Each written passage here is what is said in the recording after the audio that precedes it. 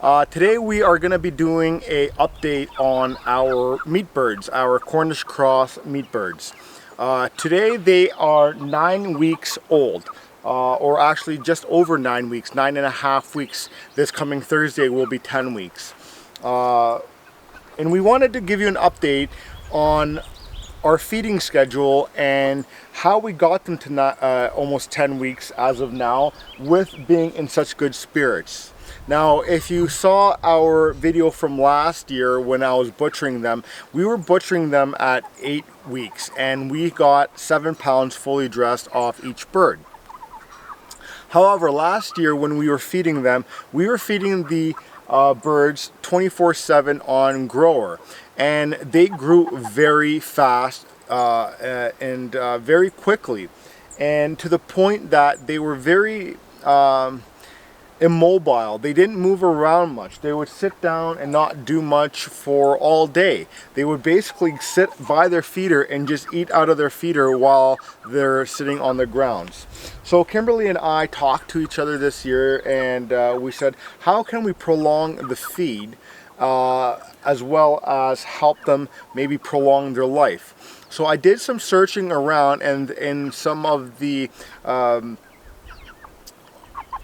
like on the internet there's a lot of information as to what people have been trying, and one thing we saw was people was reducing their feed on with these meat birds, and that's exactly what we did. So we started them on your basic starter, and we kept them on starter for 1 month, 4 weeks.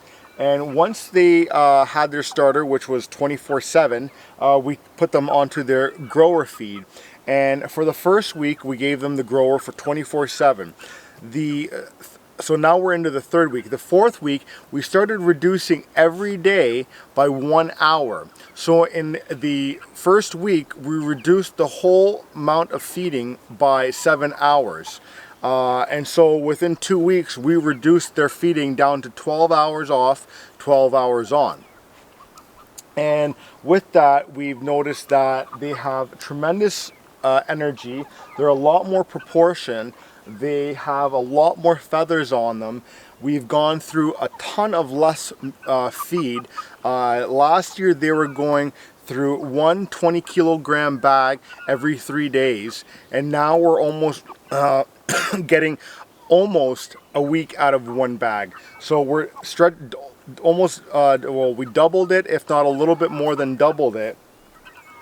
And now that the chickens are also outside a lot more and free ranging, it keeps the chicken coop clean, so we don't have to deal with the feathers that you could probably see on the ground here, the fecal matter, and the dust that these birds generate. So they are doing a lot better. We did have the one chicken that was given to us with a deformity. Her leg, instead of being able to place down on the ground like this, her foot is reversed, so she only technically walks on the one. Now, the only thing we do keep out here is water for the meat birds, and they're going through about a gallon a day, maybe just a little bit more than a gallon a day. But this way also, we feel that the bird itself is going to be a lot more organic by eating the bugs we also that are on the ground, in the air.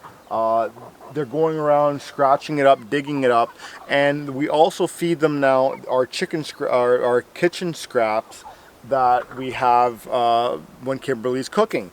So that's one thing I wanted to point out is there's a lot of information out there on Cornish cross chickens and how to raise them, but if you're looking at prolonging them, we highly recommend you trying to reduce the amount of feeding time, and I wouldn't recommend doing just 12 on 12 off, because last year when we removed the feed from the animals or from the chickens that were feeding 24/7, we removed it for just 1 hour and they started cannibalizing the other one of the other chickens. So I highly recommend that you slowly try and reduce their feed, and so that they're not eating right away. And I think that's basically all the information that we have. Also, one thing that we've noticed also this year is because we've reduced the amount of feed, they've been maturing at different stages. So we have some now that are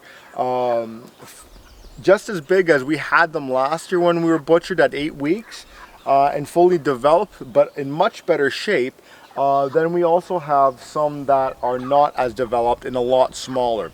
So one thing we're looking at doing this year is keeping some of the smaller ones, introducing it to our layer flock, and then getting the rooster to fertilize the eggs once they are able to produce eggs, and then producing our own meat birds.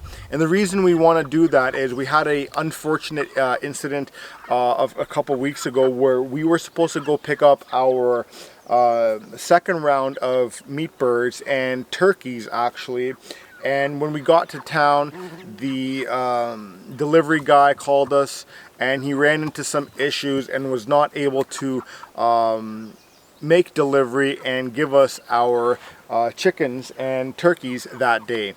However, good thing we have social media these days, and we've made some great connections with some of you viewers either through YouTube, Instagram, TikTok, and we had someone give us some information to another supplier, which we are happy for because we are picking up more turkeys. We were going to do more chickens, but since these are doing good for now and we're going to get our own, we said, you know what, it's a blessing in disguise that the order was actually canceled and we are not stuck with an abundance of birds. So we are going to have some turkeys very soon, probably joining these meat birds out here in their pen and having a great time.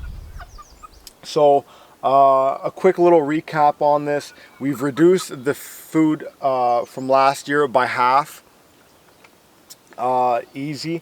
So that brings our costs on feeding a lot lower. And last year we were feeding them, or our cost per pound, I believe, was about $3 per pound that it would cost us. So now that we've reduced the feed, that's even come down now, especially when you're paying $6-7 per pound in the grocery store or whatever the prices are. Maybe leave a comment down below and let us know what you are paying per pound of chicken in your grocery stores.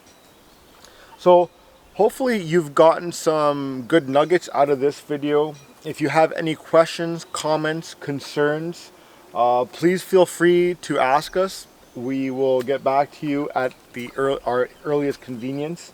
However, if you are looking at getting some sort of meat birds, I highly recommend Cornish cross chickens because they're just an awesome bird. So if you haven't followed us already, follow us on Instagram and TikTok. And if you haven't followed us up until now, please do so. And we will see you on the next one. Take care.